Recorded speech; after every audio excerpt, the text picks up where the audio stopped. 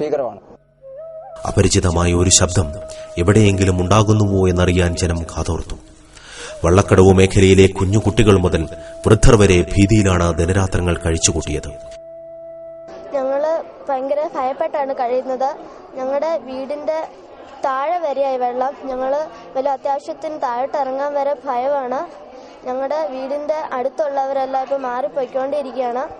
പൊട്ടി വിളിച്ച് കരയുക, ഞങ്ങളെ വിട്ടിട്ട് നിങ്ങളും പോവുകയാണോ എന്നും പറഞ്ഞുകൊണ്ട്. ആ കൊച്ചിന് എന്നും കരച്ചില്ല. തൊട്ടടുത്ത വീട്ടിൽ ഇവിടെ താമസിക്കുന്നു.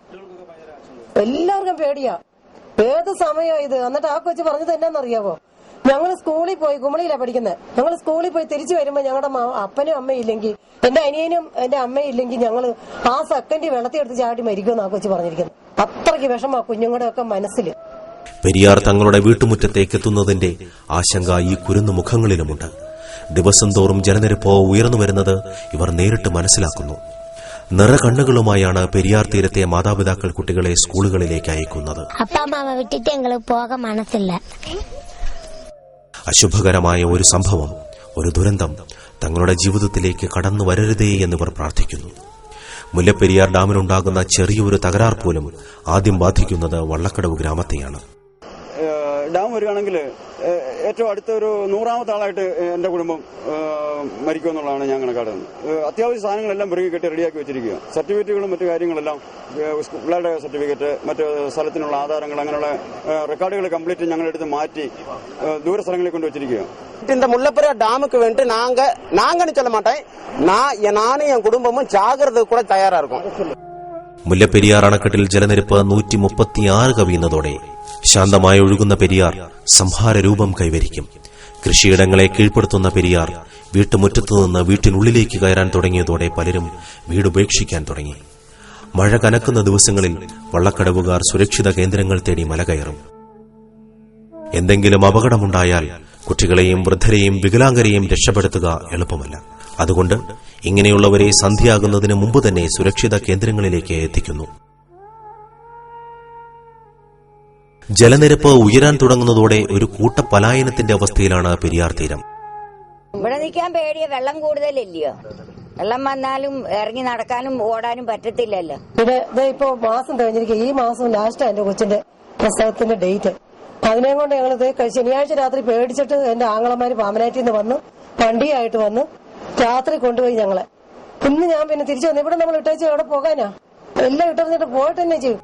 സർക്കാരിന്റെ അപകട മുന്നറിയിപ്പ് സംവിധാനങ്ങൾക്ക് തങ്ങളുടെ ജീവൻ രക്ഷിക്കാനാവില്ലെന്ന് ഇവർക്കറിയാം. யாருமே எங்களை என்னன்னு கேட்கவே மாட்டேங்கிறாங்க.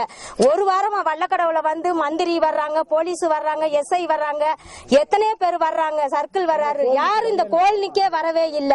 இதனால நாங்க பயந்து போய் எங்க போறது, என்ன செய்யறதுன்னு ஒரு பிடியும் இல்லாம இருக்கோம். இதனால எங்களுக்கு ஏதாவது எங்களுக்கு ஒரு முடிவு தெரியணும், இல்லன்னா ஒரு முடிவு எடுத்து எங்களுக்கு. കഴിഞ്ഞ ദിവസങ്ങളിൽ അവിടെ മുല്ലപ്പെരിയാർ ഡാം സന്ദർശിച്ച ചീഫ് എക്സിക്യൂട്ടീവ് എഞ്ചിനീയറുടെ ഒരു അറിയിപ്പില് നമ്മുടെ ബേബി ഡാം ബലക്ഷയം ഉണ്ട് എന്നാണ് അങ്ങേര് പറഞ്ഞത്. അങ്ങനെ ബലക്ഷയം ഉണ്ടായി ബേബി ഡാമിന് എന്തെങ്കിലും സംഭവിച്ചാൽ, ഇപ്പം 2 അടി വെള്ളം ഒഴുകുമ്പോൾ ഈ സ്ഥിതിയാണെങ്കിൽ ഏതാണ്ട് ബേബി ഡാം ഈ അവസ്ഥയിൽ എന്തെങ്കിലും സംഭവിച്ചാണ്ട് ഏകദേശം 25 അടി വെള്ളം ഒരുമിച്ച് ഈ പ്രദേശത്തേക്ക് വരുന്ന സ്ഥിതിവിശേഷമുണ്ട്. അങ്ങനെ 25 അടി ജലം ഒരുമിച്ച് വന്നാൽ ഇവിടുത്തെ ഈ പ്രദേശം തന്നെ തുടച്ചു നീക്കുന്നതിന് തുല്യമായിരിക്കും. മുല്ലപ്പെരിയാർ ഡാമിലെ ജലനിരപ്പ് ഉയർത്താൻ കടുംപിടുത്തം പിടിക്കുന്ന തമിഴ്നാട് സർക്കാർ കാണാത്തതൊന്നുണ്ട്, അഥവാ കണ്ടില്ലെന്ന് നടിക്കുന്ന ഒരു സത്യം. ഡാം തകർന്നാൽ ഇടുക്കി ഡാമിലേക്ക് പെരുവെള്ളപ്പാച്ചിലെത്തുന്നതിനിടയ്ക്ക് ഇരമ്പിയെത്തുന്ന വെള്ളം കവർന്നെടുക്കുന്ന ജീവനിൽ 60% തമിഴരാണെന്ന്. ഇടുക്കി ജില്ലയെ സംബന്ധിച്ചിടത്തോളം ഏറ്റവും കൂടുതൽ തമിഴ് ജനതകൾ തിങ്ങിപ്പാർക്കുന്ന ഒരു മേഖലയാണ്. അപ്പൊ അത് മറ്റ് പുറത്തുനിന്നുള്ളതെന്ന് പറഞ്ഞാൽ തമിഴ്നാട് ഗവൺമെന്റിന്റെ ഉള്ളിൽ നിന്നുകൊണ്ട് തന്നെ ഇവിടെ വന്ന് അങ്ങനെ ഒരു ഫാഷ്വാലിറ്റി പറയുന്ന ഒരു സംഭവങ്ങളൊക്കെ ഇവിടെ നടക്കുന്നുണ്ട്. പക്ഷെ ഞങ്ങളിൽ ഒരിക്കലും ഇവിടെ താമസിക്കുന്ന തമിഴനോ മലയാളിക്കോ അങ്ങനെ ഒരു ഭാഷാഭേദമോ വേർതിരിവോ യാതൊന്നുമില്ല. വള്ളക്കടവ് മുതൽ അയ്യപ്പൻകോവിൽ വരെയുള്ള പ്രദേശങ്ങളിൽ പെരിയാർ തീരദേശങ്ങളിൽ താമസിക്കുന്ന ഭൂരിപക്ഷം വരുന്ന തമിഴ് കുടുംബങ്ങൾ തമിഴ്നാട് സർക്കാരിന്റെ നിലപാടുകളോട് എതിർപ്പുള്ളവരാണ്.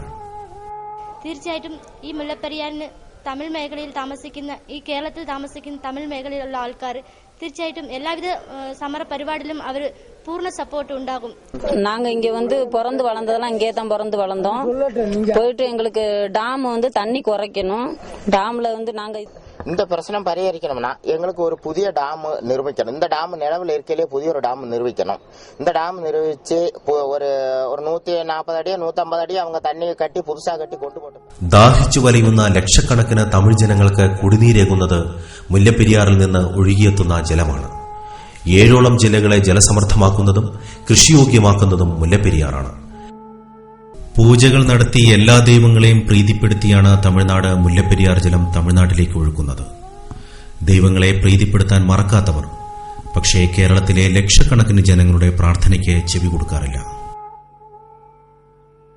As per the order of the Tamil Nadu government, today Periyar Dam is open for irrigation of 14,707 acres in Kambam and nearby area. Today, for 200 cubic water is released. It will be continuing release will be there for 120 days. ഈ ജലം നൽകില്ല എന്ന് ഒരിക്കലും കേരളം പറഞ്ഞിട്ടില്ല. മുല്ലപ്പെരിയാർ ജലനിരപ്പ് 115 അടിയിലേക്ക് താഴുമ്പോഴും ഈ ജലം തമിഴ്നാട്ടിലെത്തുന്നുണ്ട്. എങ്കിലും മുല്ലപ്പെരിയാർ ജലനിരപ്പ് 142 അടിയിലേക്ക് ഉയർത്തണമെന്ന് തമിഴ്നാട് പറയുന്നത് എന്തുകൊണ്ടാണ്? കുടിവെള്ള പ്രശ്നമല്ല തമിഴ്നാടിന്റേത്, മറിച്ച് മുല്ലപ്പെരിയാറിൽ നിന്ന് ഒഴുകിയെത്തുന്ന കോടികളുടെ ലാഭക്കച്ചവടത്തിനാണ് തമിഴ്നാടിന്റെ കണ്ണ്. മുല്ലപ്പെരിയാറിൽ നിന്ന് കൊണ്ടുപോകുന്ന ജലം കൊണ്ട് തമിഴ്നാട് ഉൽപ്പാദിപ്പിക്കുന്നത് 1000 കോടി രൂപയുടെ വൈദ്യുതിയാണ്. എന്നാൽ ഇതിന് തമിഴ്നാട് കേരളത്തിന് നൽകുന്നത് 10 ലക്ഷം രൂപ മാത്രം. തമിഴ്നാട് ലോവർ പെരിയാറിൽ വൈദ്യുത നിലയം പണിയുകയും ഈ തമിഴ്നാട്ടിലേക്ക് ഒഴുക്കുന്ന വെള്ളത്തിൽ നിന്ന് വൈദ്യുതി ഉൽപ്പാദിപ്പിക്കാനുള്ള ശ്രമം നടത്തുകയും ചെയ്തു. അതിനെ അന്നത്തെ തിരുവിതാംകൂർ ഗവൺമെന്റ് ശക്തമായി എതിർത്തു. തമിഴ്നാട്ടുകാരനായ സർ CP രാമസ്വാമി അയ്യരായിരുന്നു അന്ന് തിരുവിതാംകൂറിന്റെ ദിവാൻ. അദ്ദേഹം ഈ കാര്യത്തിൽ കേരളത്തിന്റെ തിരുവിതാംകൂറിന്റെ താല്പര്യങ്ങൾ മുൻനിർത്തിക്കൊണ്ട് ആർബിട്രേറ്ററുടെ മുമ്പിൽ വാദിക്കുകയും കേരളത്തിന് അനുകൂലമായ വിധി ഉണ്ടാവുകയും ചെയ്തു. ലാഭക്കൊതി മൂത്ത് തമിഴ്നാട് കേരളത്തിലെ 35 ലക്ഷം ജനങ്ങളുടെ ജീവന് വില പറയുകയാണ്. മുല്ലപ്പെരിയാർ ഡാമിന് അപകട ഭീഷണിയുണ്ടെന്നും ജലനിരപ്പ് 142 അടിയാക്കുന്നത് ദുരന്തത്തിന് കാരണമാകുമെന്നും തമിഴ്നാടിനറിയാം. ഇത്തവണ ജലനിരപ്പ് 136 അടിയിലേക്ക് ഉയർന്നപ്പോൾ ഇറച്ചിപ്പാലം വഴി തമിഴ്നാട് അധിക ജലം ഒഴുക്കിയത് അതുകൊണ്ടാണ്.